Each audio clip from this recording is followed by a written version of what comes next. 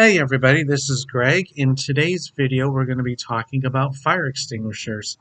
Do you have a fire extinguisher in your home, business, or even office? If you do not have one, I recommend, and also the fire department would like you to recommend to go out and purchase one. Where do you get a fire extinguisher? Well, it's really easy to find one. You can find one at your local hardware store. You could also find one at Walmart if there's one near you, or Menards, or any kind of a store that sells any kind of home appliances, electrical appliances for your residents. And if you don't know, you could also contact your fire department and they will direct you where to go to get one, and even a fire extinguisher store. So again, it's always good to have a fire extinguisher. Where do you place a fire extinguisher? Well, that depends on your office, it depends on your home. If you have a home, I recommend a couple of them, actually three or maybe four of them, and I'll explain why. If you have a two-story house, I would recommend having one on the second floor and then having one in your kitchen area. If you have a basement, I would have one there, and I would also have one up in your attic.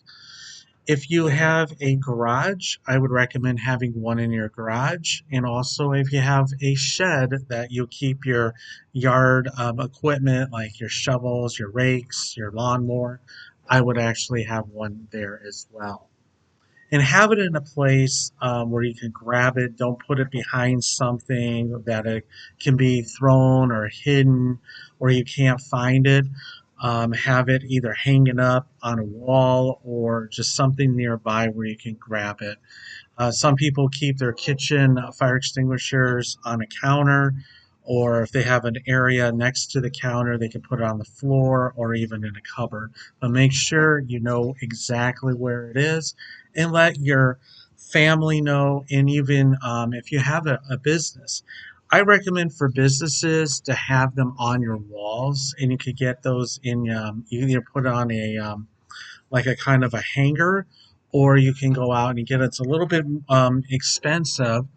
You can also get one that you can put your fire extinguisher in a little glass case that you see in retail stores, office buildings as well.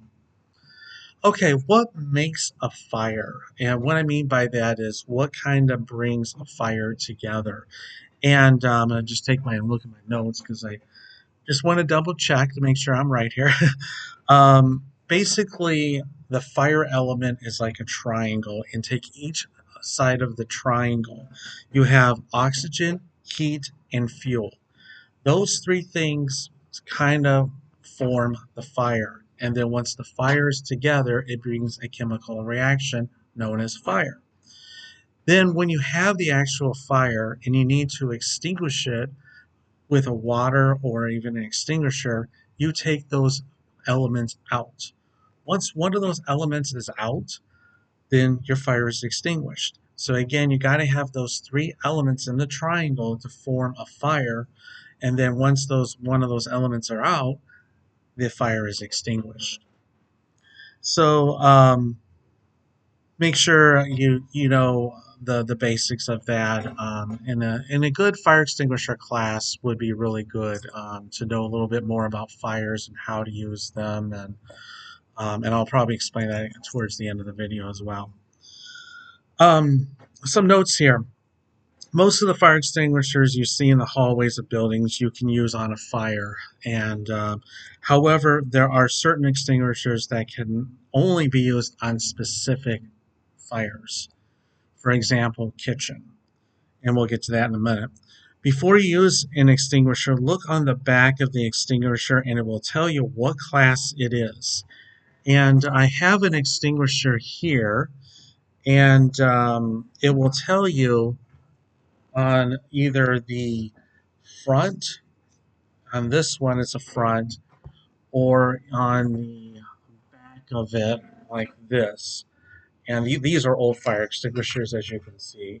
But there's instructions on the front, instructions on the back, and what kind of classes you that particular extinguisher is that might be used on a specific fire. So again, always make sure you look at the extinguisher to know. But most extinguishers that you see in the buildings, like at schools, retail stores, office buildings, those are perfect. Even apartment buildings, condos, those are specifically used for any kind of fire that may happen in the building itself. So you should be okay. Um, there are four different classes of fires. You got A, B, C, and then D, and then you got K. So actually, there's five, but we mainly know of four. Class A is combustible, and that can be used for wood, paper, cloth, trash, plastics. Class B is flammable liquids, known as your gasoline, your oils, and paints.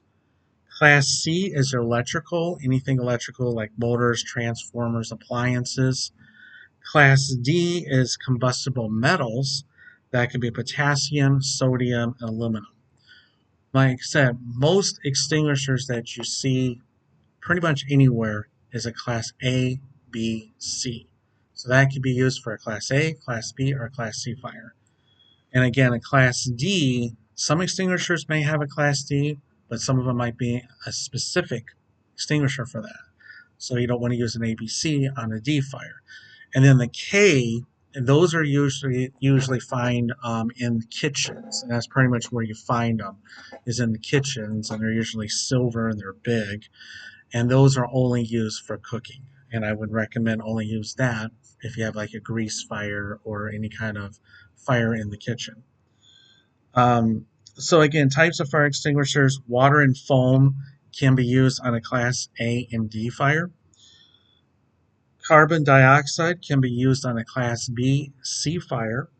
Dry chemical can be used as a Class K and also a Class A. So you can use some of the K, which is the kitchen one, on Class A fires as well. But mainly, again, it's kitchen.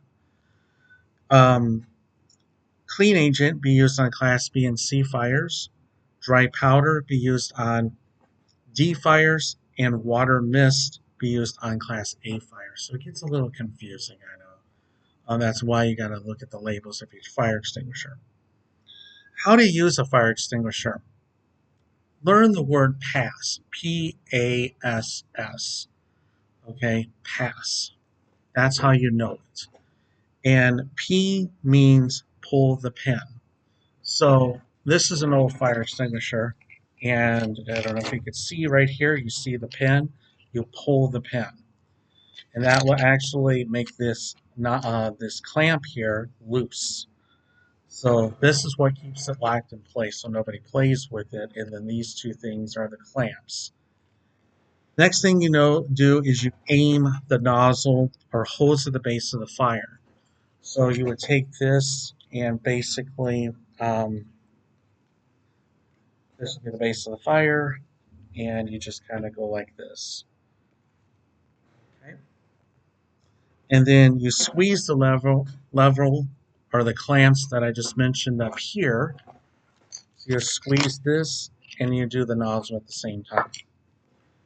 And then you sweep the nozzle from side to side until it's extinguished.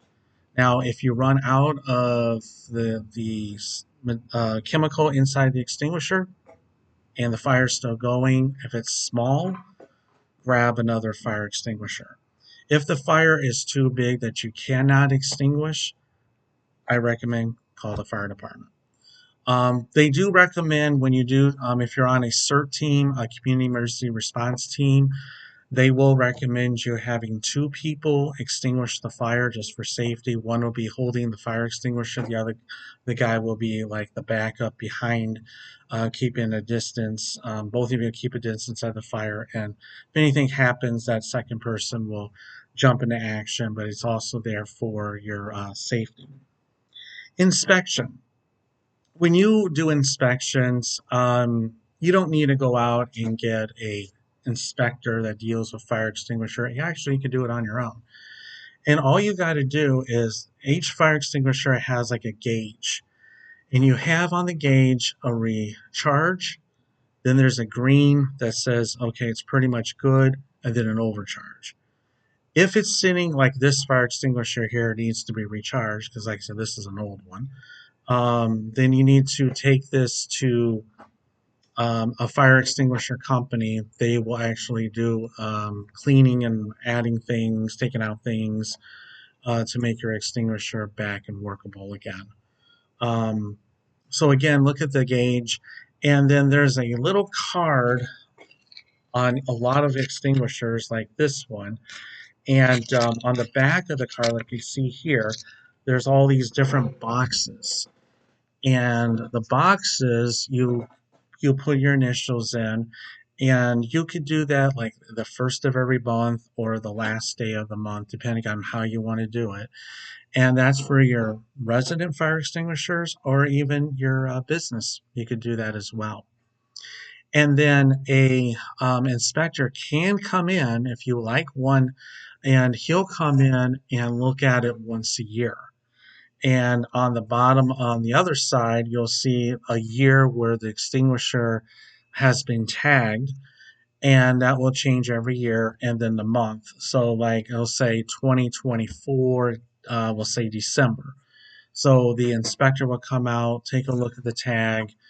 Oh, okay, we need a new tag on this. And he'll just do a double inspection. So it's kind of like what you're doing, but it's also good when a licensed inspector does it because he's checking a little bit more than the average person. And then he'll take the tag off and put a new tag that will say 2025 and then punch it for December. So that will be another thing. Now, again, if there's any leaks, if you look at the gauge that needs to be recharged, then you need to take it to a fire extinguisher company. Um, Again, that deals with inspection and maintenance. And that's pretty much it for the fire extinguishers. Again, you could take classes on this. Your local fire department might give you some classes. If you're joining a CERT team, like I said, a community emergency response training, they'll give you training on the fire extinguishers. Some of the fire extinguisher companies may give you a fire.